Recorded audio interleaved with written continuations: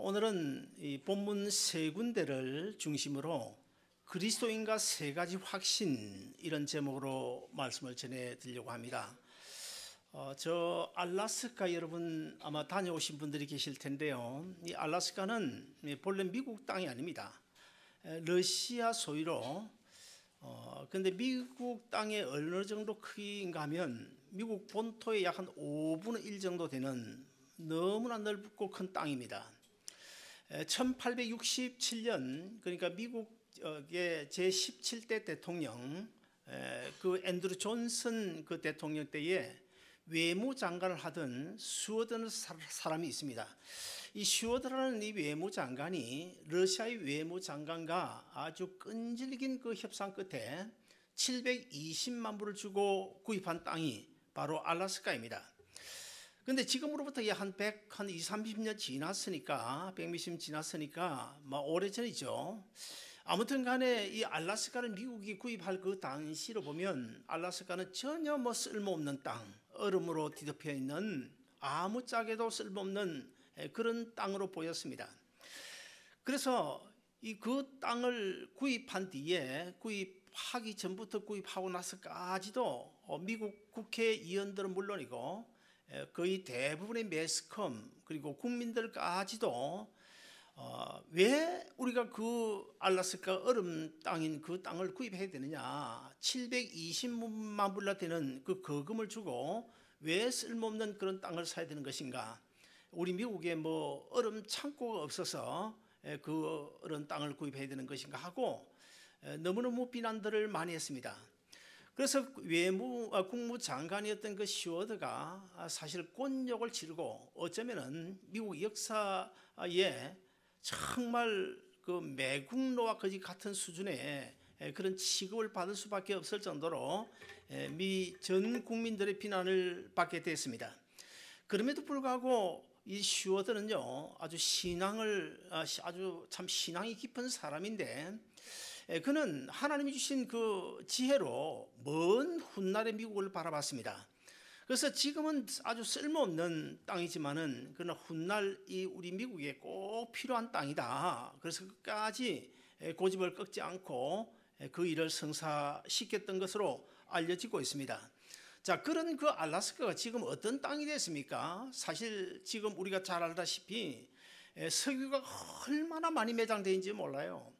그리고 또 그냥 노천 탄광이 끝도 없이 아주 늘어져 있고, 거기다가 철, 구리, 아연 같은 이런 지하 자원이 아주 많이 매장이 되어 있을 뿐만 아니고, 그리고 또 산림도 큰 그 수입원으로 그렇게 자리를 잡고 있고, 또 이 수산업도요, 세계 3대 어장의 하나라고 불려질 만큼 요즘 우리가 그 알래스카 연어 하면 연어도 한 2-3 종류가 있는가 보더라고요.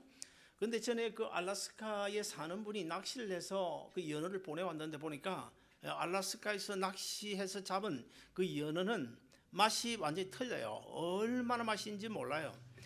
그리고 알래스카가 지금 또 미국에다가 무엇을 제공해 주고 있습니까? 아주 청정, 그러니까 너무나 깨끗한, 전혀 오염되지 않은 그 얼음까지도 우리에게 공급을 해주고 있는, 아주 그 슈어드가 100몇십 년 후 오늘날을 바라본 것처럼 아주 그 보물 단지가 되어졌다는 사실을 지금은 아무도 부인할 수 없습니다.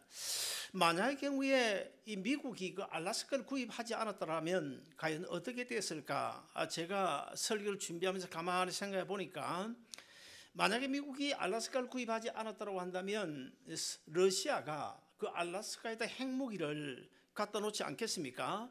그러면 고양이 앞에 쥐처럼 아마 미국이 러시아에게 벌벌 기는 그런 시대가 되지 않았을까, 그런 생각도 들어집니다. 아무튼 간에 이 믿음의 사람, 신앙의 사람인 이 슈어드는 하나님이 주신 지혜로 먼 훗날의 미국을 바라봤고, 미국을 위해서 꼭 필요한 그 보고라는 사실을 미리 알고 그 알래스카를 구입했던 것입니다. 그만큼 확신이 중요하다는 것입니다. 이 확신이라고 그러면 우리가 예수를 믿는 것도 확신 있게 믿어야 되는데, 확신이라 말은 아주 굳게 믿는다, 확실하게 믿는다, 그런 뜻입니다. 그래서 사도 바울은 디모데후서 3장 14절 3절을 보시면 뭐라고 말씀하고 있냐면 확신하는 일에 거하라고 말씀하고 있어요. 자, 어떤 확신일까요? 우리가 예수 믿고 구원 얻었다고는 확신, 이 확신은 반드시 우리가 가지고 있어야 되겠고, 그리고 하나님은 지금도 여전히 살아계시다고 하는 사실, 그것도 우리가 반드시 믿고 확신을 가지고 살아야 되겠고, 그리고 하나님께서 나를 도우시기를 원하시면 그 하나님의 능력은 얼마든지 내가 안고 있는 그 어떤 문제도 해결해 주실 수 있다는 그런 확신을 가지고 우리가 살아가야 되는 것입니다. 그런데 오늘날 많은 사람들이 교회 다니고 많은 사람들이 예수 믿는다고 말은 합니다. 그러나 여러분, 예수를 믿는다고 말은 하면서도 100% 확신을 하지 못하고 교회 뜰만 밟고 왔다 갔다 하는 사람이 얼마나 많은지를 몰라요. 그렇다 보니까 우리가 하나님이 주신 그 능력을 힘입어서 살 수가 없게 되는 것입니다. 여러분, 지금으로부터 한 18년 전이죠. 세월이 얼마나 빠른지 모르겠습니다. 뉴욕, 그러니까 2001년 뉴욕 맨하탄에서 9.11 사건이 벌어지지 않았습니까? 그때 대통령이 누군가 하면 조지 부시 대통령인데 이 부시 대통령이 그 사건이 난 뒤에 국민을 상대로 아주 감동적인 연설을 했습니다. 어떤 말을 했는가 하면 테러리스트들이 빌딩의 기초는 흔들 수가 있어도 우리 미국의 기초는 결코 흔들 수가 없습니다. 그것은 왜냐하면 지금도 여전히 살아계신 하나님께서 우리 미국을 붙들고 계시기 때문입니다. 이런 아주 유명한 말을 했습니다. 그때 우리는 전 미국 국민이 아주 사실 미국이라는 나라가 근 107, 80개국에서 모인 그런 다민족 국가 아닙니까?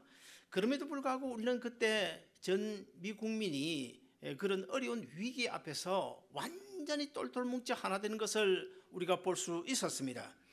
이렇게 미국은 언제나 살아계신 하나님, 살아계셔서 우리 미국과 함께하고 있다는 그런 사실을 믿는 확신에 거해 있기 때문에 가장 세계에서 위대한 나라로 오늘까지 존속하고 있는 것이 아닌가, 그런 생각이 들어집니다.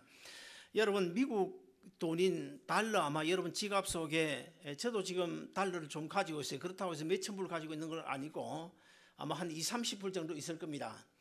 여러분, 1달러짜리 그 달러에 보시면 혹시 보셨습니까? 거기 보면 In God we trust라는 말이 거기에 기록되어져 있어요. 자, 무슨 말입니까? 미국 돈은 하나님이 보증한다는 거예요. 한마디로 이야기하면 미국 돈은 하나님이 보증한 돈이다, 그런 뜻입니다.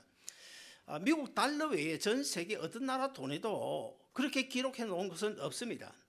자, 미국의 달러가요, 세계 어느 지역, 어느 도시, 어디를 가든지 통용이 됩니다. 다른 나라 돈은 통용이 안 되더라도 달러는 어디든지 통용이 됩니다.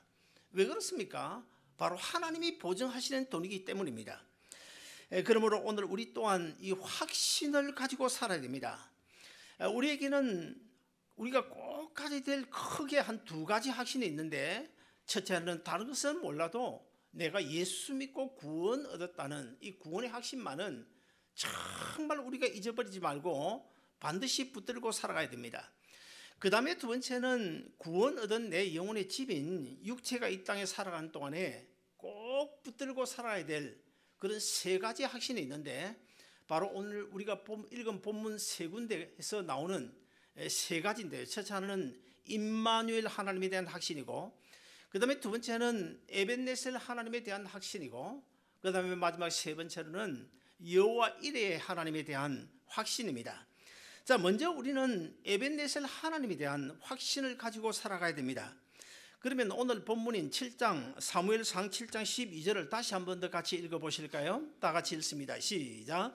사무엘이 돌을 취하여 미스와 센 사이에 세워 가로되 여호와께서 여기까지 우리를 도우셨다 하고 그 이름을 에벤에셀이라 하니라. 자, 여러분, 이 에벤에셀 뜻이 무엇일까요? 저기도 나와 있지만은 한마디로 이야기하면 도움의 돌이다, 그런 뜻입니다. 자, 왜 이 에벤에셀이라는 말이 생겼을까요? 사무엘상 이 7장 그리고 그 앞서 6장에 보시면 이스라엘을 가장 괴롭힌 나라가 바로 블레셋인데, 이스라엘이 이 블레셋과 미스바라고 하는 곳에서 아주 대전쟁이 벌어지게 됩니다.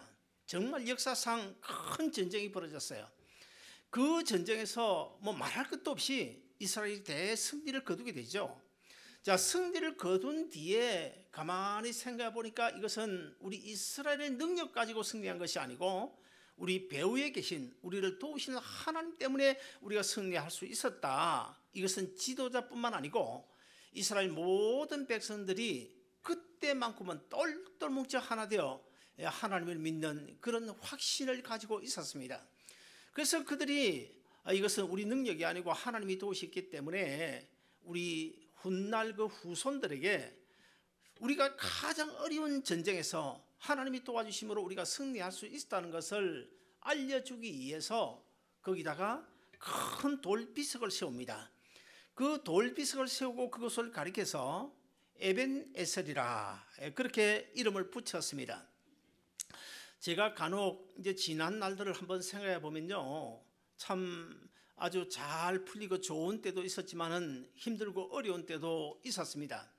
자, 그럴 때마다 하나님께서 피할 길을 내주시고 오늘까지 오게 하신 것은 전적인 에벤에셀 하나님의 은혜였다고 저는 분명히 고백할 수 있습니다.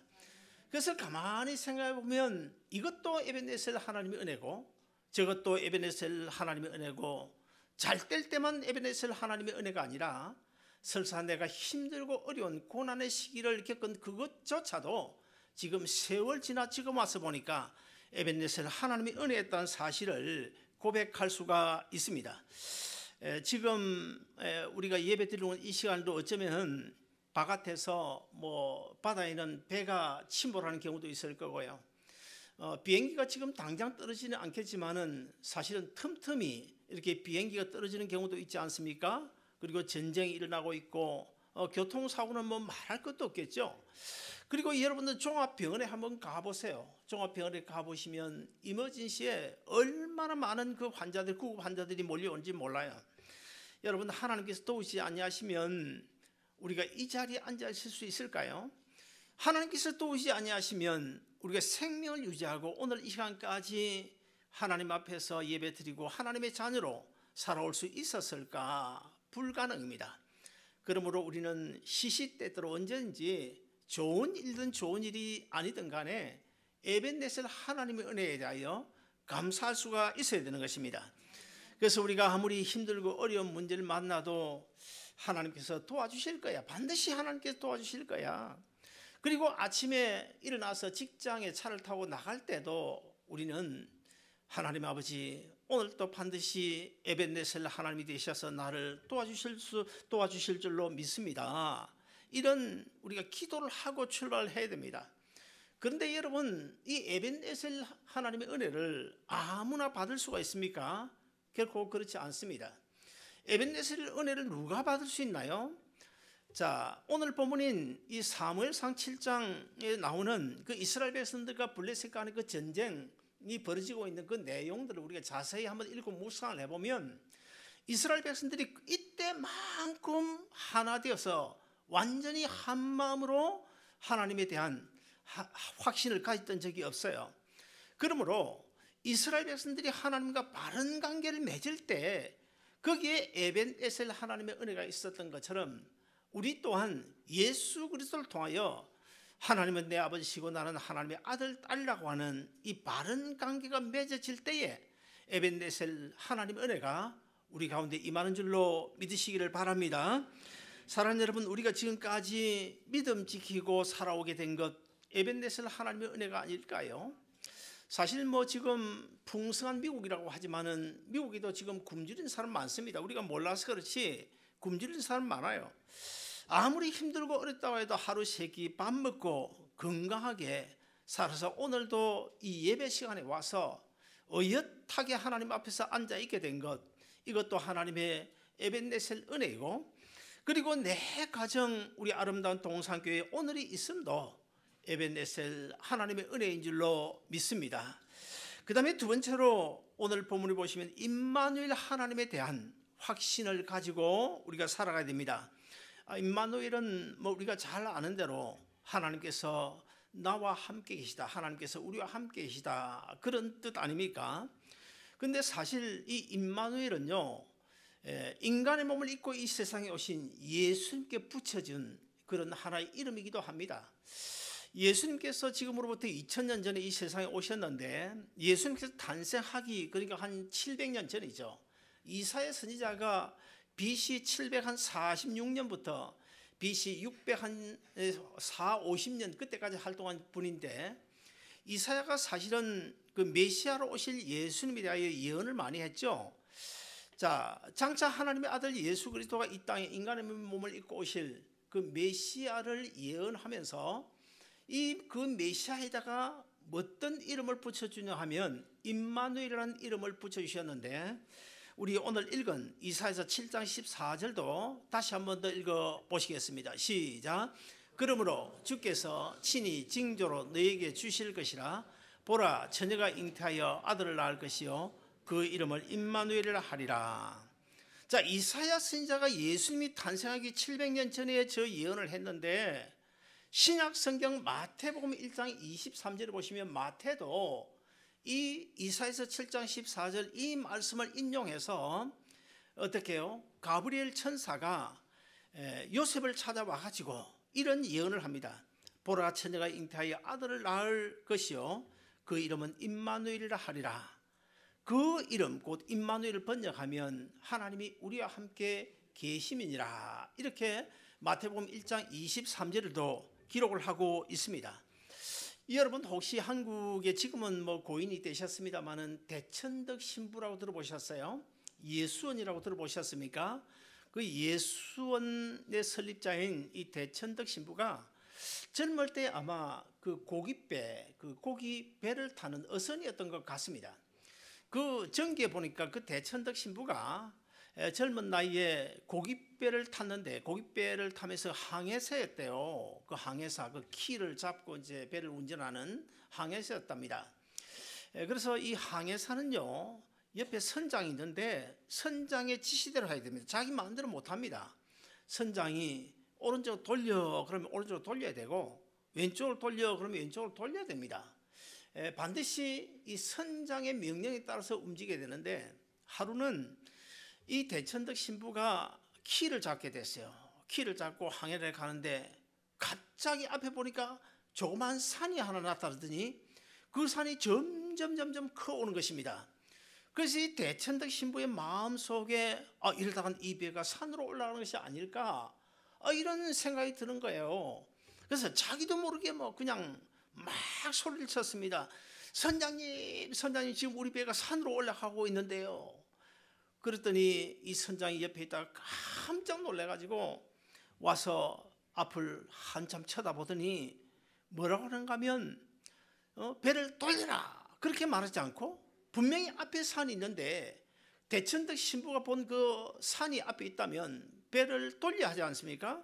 그럼에도 불구하고 그 선장은 대천덕 신부에게 배를 돌리라고 말하지 않냐고, go straight, 바로 직진하라고 그렇게 명령을 하는 거예요. 그런 다음에 한 2-3분 지난 다음에야 그 선장이 오른쪽으로 90도 돌리라고 그렇게 명령을 하는 것입니다. 사랑하는 여러분, 만약에 대천덕 신부가 이 키를 그냥 자기 마음대로 돌렸더라면 어떻게 됐을까요? 아마 보이지 않는 그 앞에 암초가 있었대요. 그 암초 여지없이 파산되었을 것이라고 그런 써놓은 그 전기를 제가 보았습니다. 자, 그러므로 이 선장은요, 대천덕 신부가 보지 못한 암초를 본 것입니다. 그와 똑같이 우리 하나님은요, 우리가 보지 못하는 그 어떤 것도 보고 계십니다.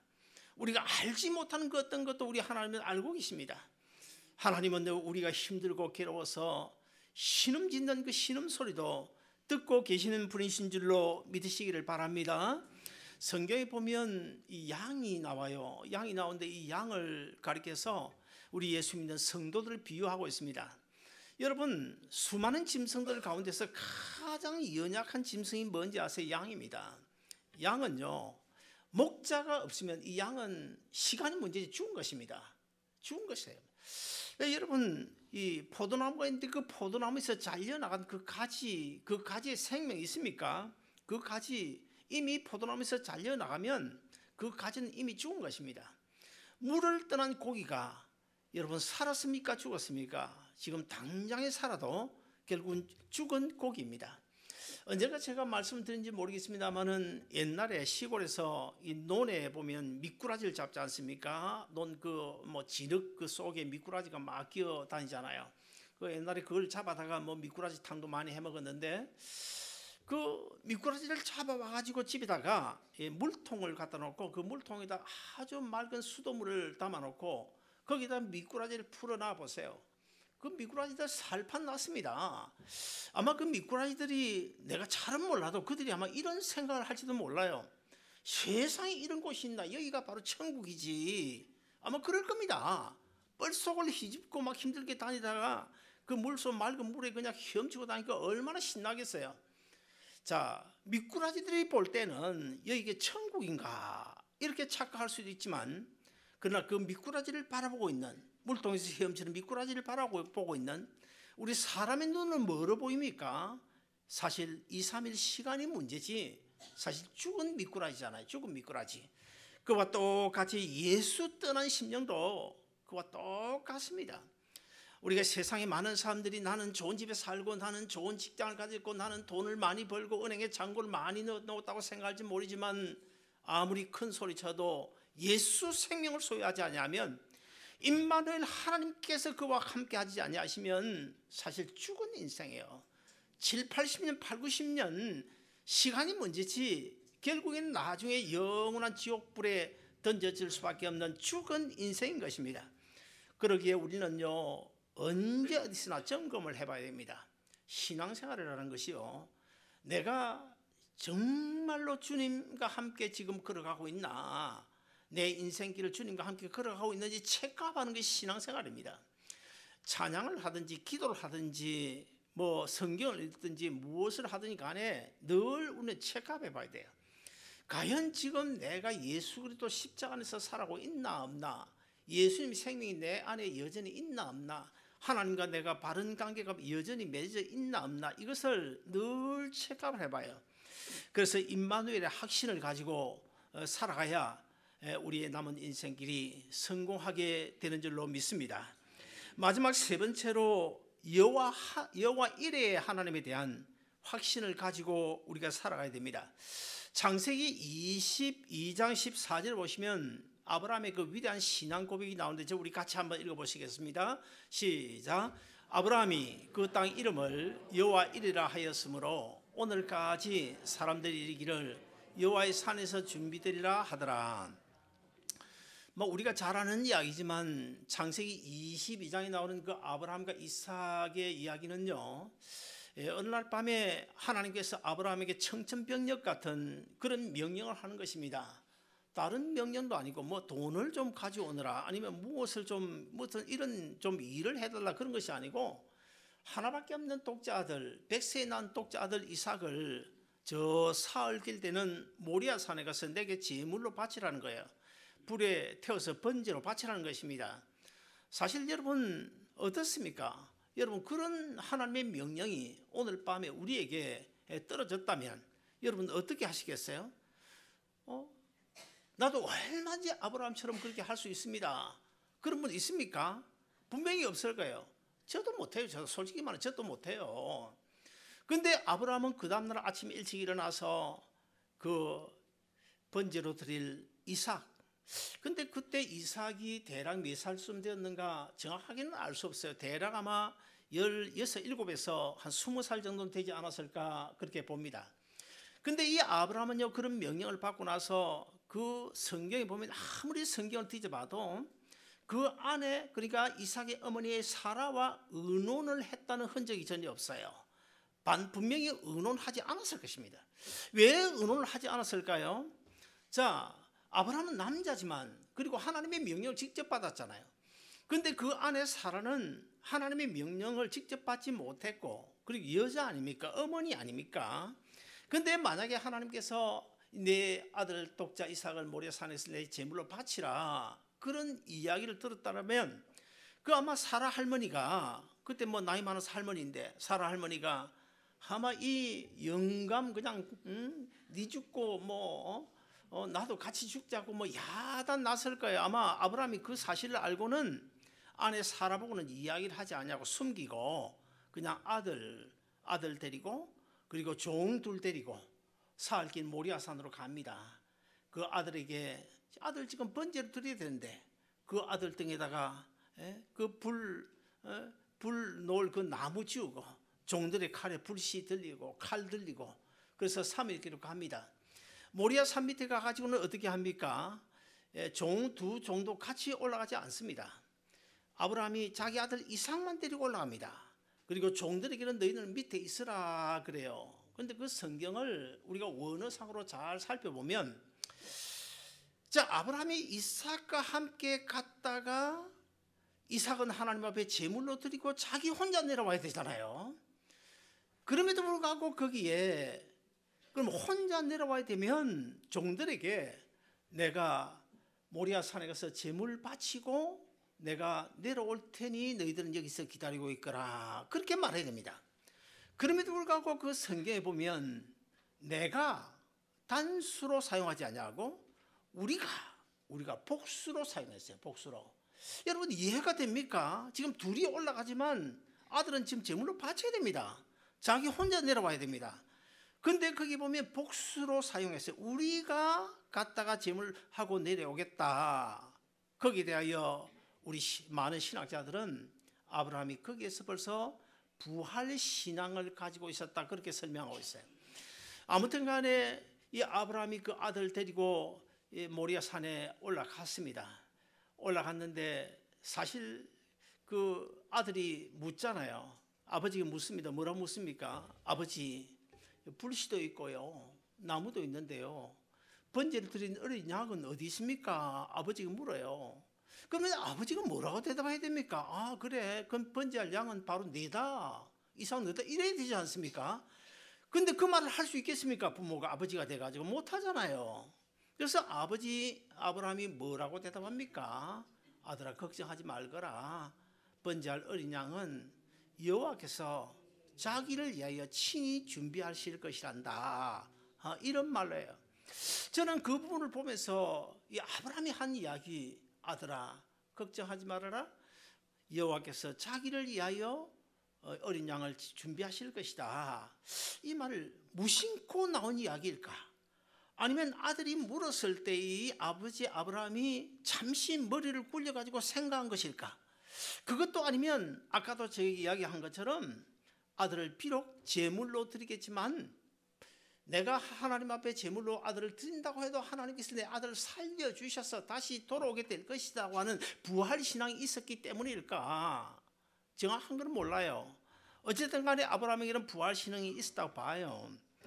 아무튼 간에 이 아브라함이 무심코 한 말이든 아니면 뭐 그냥 깨를 써서 한 이야기든 어떤 부활신앙을 가지고 한 이야기든 간에 그 아브라함이 한 이야기 그대로 이루어지잖아요. 아들을 제단 위에 올려놓고 그냥 칼로 내리치려고 하는데 잠깐 멈춰라. 하늘의 음성이 들려옵니다. 이미 내 믿음을 받았다. 그런데 옆에 보니까 부시럭부시럭 소리가 나는데 숯불 속에 양 한 마리가 숯불에 걸려가지고 울고 있는 거예요. 그 양을 가져다가 이삭 대신에 하나님 앞에 제사를 드리지 않습니까? 오늘날 많은 한국 교인들이 모리아 산으로 기도하러 올라갑니다. 저도 옛날에 모리아 산에 올라간 적이 많아요. 어떤 모리아 산에 간 것이 아니라 정말 하나님 앞에서 이 문제만은 내 힘으로 할 수 없습니다. 하나님밖에 할 수 없습니다. 그런 문제를 안고 기도원에 올라간 적이 여러 번 있었습니다. 그 중에 한 가지는 제가 언젠가 간증을 했는지 모르겠습니다만 제가 옛날 1978년, 9년 아마 그때로 기억이 나는데 제가 그때 이 이쁜 그 데코레이션 양초를 만들어서 미국과 유럽을 수출했습니다. 독일에 많은 수출을 했는데 그때 주문량이 너무 많아가지고 제가 다 못 만들고 천안에 있는 그 어떤 아는 분인가 하청을 줬어요. 하청을 줬는데 그래서 그 당시만 해도 한국에 이 양초 원료인 파라핀 웩스가 질 좋은 재료가 나오질 않았습니다. 그래서 일본 석유, 다니구치 석유에서 원재료를 수입을 해가지고 그 원재료를 공급을 해줬어요. 근데 그 원재료는 멜팅 포인트, 녹는 그 온도가 얼마냐면 168도예요. 168도입니다.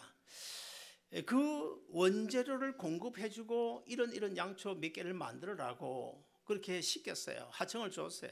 그리고 때가 돼서 컨테이너를 보냈습니다. 컨테이너 가득 실어가지고 독일로 수출했습니다. 독일 기스라는 회사에 수출을 했는데 저는 전혀 걱정하지 않냐고 은행에 이제 내고 해가지고 돈을 다 받았죠. 받아서 하청 공장에 돈 다 주고 그랬죠. 그런데 한 2달 정도 지났을까요? 독일 기스 회사에서 손해배상 청구에 클레임이 온 거예요. 클레임이 왔는데 지금 정확하게 모르겠습니다만은 아마 11만 4천 불 아니면 11만 9천 불 정도 되는데 요즘 11만 4천 불 그렇게 큰 돈 어떻게 최 집사님 아닙니까? 저는 엄청나게 큰 돈인데 지금도 11만 4천 불 저는 까마득합니다. 근데 지금으로부터 몇 년 전입니까? 1978년 9년이면 11만 4천 불, 11만 9천 불 결코 적은 돈이 아니었을 것입니다. 어느 날 갑자기 손해배상 청구가 왔는데요. 자, 이를 어떻게 합니까? 회사도 문 닫아야 되고 이제 쫄딱 망하게 된 거예요. 결국 도저히 내 힘으로 할 수가 없어서 양산 통도사에 있는 그 강림산 기도원으로 3일 금식 기도를 작정하고 올라갔습니다. 밤새도록 기도하는데 마지막 3일째인가요? 기도를 하고 있는데 밤에요. 이 능구렁이 뱀들이요 수백 마리가 그냥 나를 막 공격하는 거예요. 막 공격하는 거예요. 그래서 내가 막 그냥 태권도 하듯이 막 물리치고 하는데 또 공격하고 또 물리치고 하는데 내가 이겼어요. 그리고 나서 이 마음이 평안해지는데 새벽에 이제 아침 일찍이 기도를 끝내고 내려옵니다. 지금 문제는 여전히 그대로 있는데 마음이 평안하게 걱정이 안 되는 거야. 내려왔어요. 그리고는 와가지고는 그 독일 회사하고 이제 손해배상에 대해서 의논을 하고 있는데 어떤 문제가 생기냐면 이 독일 그 함부르크의 기스라는 그 회사가 약 한 200년 동안 조상 때부터 내려온 회사인데 증조 할아버지, 아버지 그리고 이 지금 아들들까지 내려왔어요. 증조 할아버지도 아들 하나 낳고 할아버지도 아들 하나 낳고 그랬는데 아버지가 아들을 둘을 낳았어요. 아들을 둘을 낳으니까 그 아버지가 죽게 됐는데 그 회사를 유럽 양초 시장의 40%를 점유하고 있는 정말 큰 회사입니다. 근데 공장이 함부르크의 공장이 하나 있고 프랑크푸르트의 공장이 하나 있는데 아들 둘이니까 공장 하나씩 줬어요. 함부르크에 있는 그 공장은 큰 아들이 주고 프랑크푸르트에 있는 그 공장은 작은 아들에게 줬어요.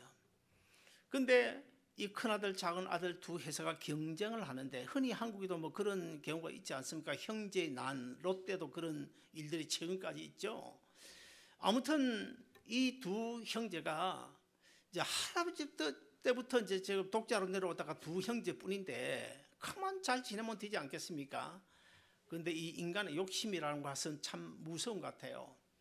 그래서 어느 날 이 프랑크푸르트 그 동생 기스 회사에서 스파이를 보내가지고 형님 그 함부르크 그 공장에다가 불을 질러 버렸습니다. 여러분 불이 나도 철물 공장에 불이 나면 별 피해가 없을 텐데 양초 창고에 불이 났다. 그럼 끝나는 거 아닙니까? 몽땅 다 타버렸습니다.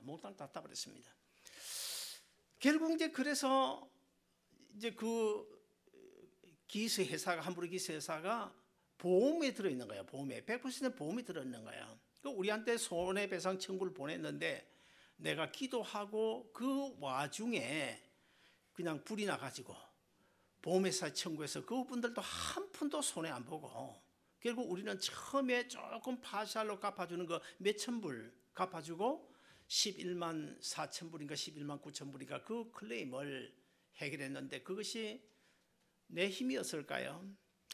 저는 그런 체험을 하면서 참 우리 하나님 정말 재미있는 분이시다. 정말 참 기막힌 방법으로 그 문제를 해결해 주시는데, 자, 그런 문제를 제가 경험했기 때문에 저는 웬만한 문제 가지고는 걱정 안 합니다. 웬만한 것 가지고는 뭐 별 걱정 안 합니다. 이 문제도 하나님이 해결해 주시겠지. 우리 교회 문제도 사실 이거 참 이게 보통 문제가 아닌데요. 자다가도 벌떡 일어나야 되는 문제입니다. 이게 진짜 그런 문제인데 걱정이 안 되는 거예요.